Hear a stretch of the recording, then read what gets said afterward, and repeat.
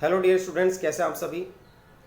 कल मैंने आपको क्षारधर्मी भोज्य पदार्थ और अम्लधर्मी खाद्य पदार्थ के बारे में बताया था, उसका अंतर बताया था और बताया था आपको 1 ग्राम प्रोटीन में 4.1 कैलोरी होती है, 1 ग्राम कार्बोहाइड्रेट में 4.1 कैलोरी होती है और सबसे ज़्यादा 1 ग्राम वसा में 9.3 कैलोरी होती है।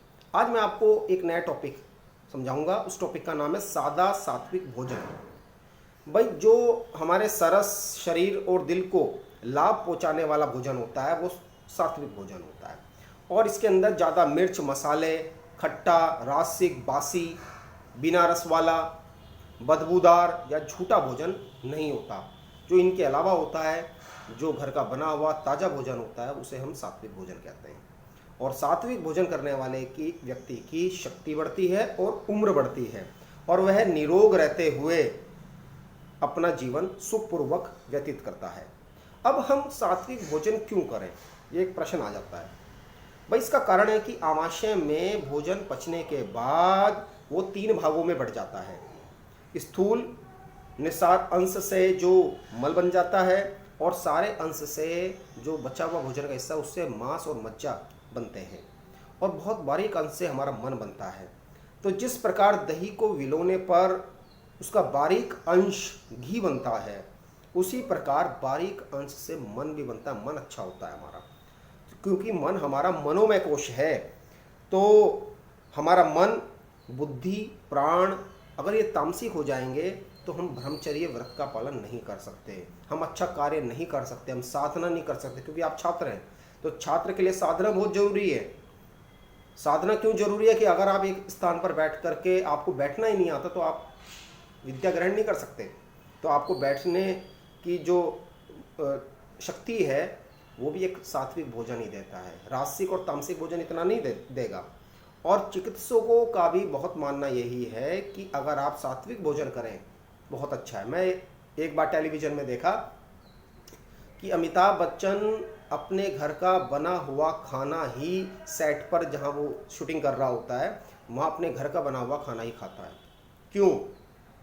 वहाँ भी खाने की व्यवस्था थी, क्योंकि घर का बना हुआ खाना आपके शरीर के लिए बहुत अच्छा है, बजाय बाहर के या रेडी पर या कहीं और स्थानों पर खाने के बजाय। तो वही अब मैं कुछ और पॉइंट समझाऊंगा। जैसे एक नया शीर्षक है प्राकृतिक भोजन, जो प्राण से भरपूर हो, जो हमें जीवन जीने की शक्ति प्रदान करे, जो भोजन हमारे लिए अच्छा हो, जो प्राकृतिक रूप से उगाया गया हो, वह प्राकृतिक भोजन होता है। क्योंकि हमारे आधुनिक युग में स्वास्थ्य पर बड़ा ध्यान दिया जा रहा है और स्वास्थ्य के लिए प्राकृतिक भोजन और शारीरिक व्यायाम ये बहुत जरूरी हैं। आपने देखा होगा कि संसार के अंदर रोगों की अचानक एकाएक वृद्धि हो गई है। ऐसे रोग सुनने में मिल रहे हैं जो कभी आपने पहले नहीं सुने। अभी आपने 1-2 साल से सुन रहे होंगे कोरोना वायरस।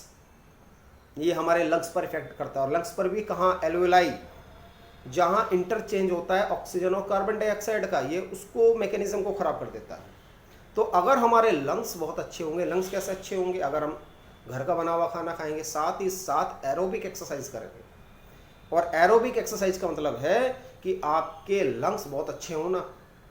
30 मिनट से ज़्यादा का अगर आप अभ्यास कर रहे हैं तो एरोबिक एक्सरसाइज में आएगा। कुछ भैया बहन कहते हैं कि हमारे शरीर पर इतनी चर्बी है, वो कम नहीं होती, हम तो फिर भी रोज़ एक्सरसाइज करते हैं। देखो भाई, बात समझो।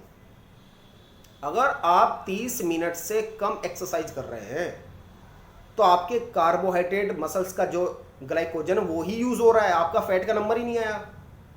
क्योंकि फैट का नंबर आपके 30 मिनट के पश्चात आएगा।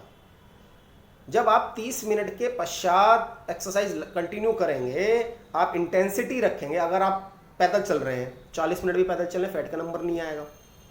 अगर आप इंटेंसिटी बढ़ा रहे हैं, अगर पैदल चल रहे हैं, तेज तेज कदमों से चल रहे हैं, तो आपको क्या होगा? आपकी फैट भी कम होगा उन भैया बहनों का जिनके शरीर पर बहुत चर्बी है, और आपका शरीर एक बिल्कुल फिजिक हाइट के अकॉर्डिंग आपका वेट हो जाएगा। तो मैंने कुछ आपको प्राकृतिक भोजन व्यायाम के बारे में समझाया। तो अगले टर्न पर मैं एक नई वीडियो लेकर आऊँगा, समझाऊँगा। धन्यवाद।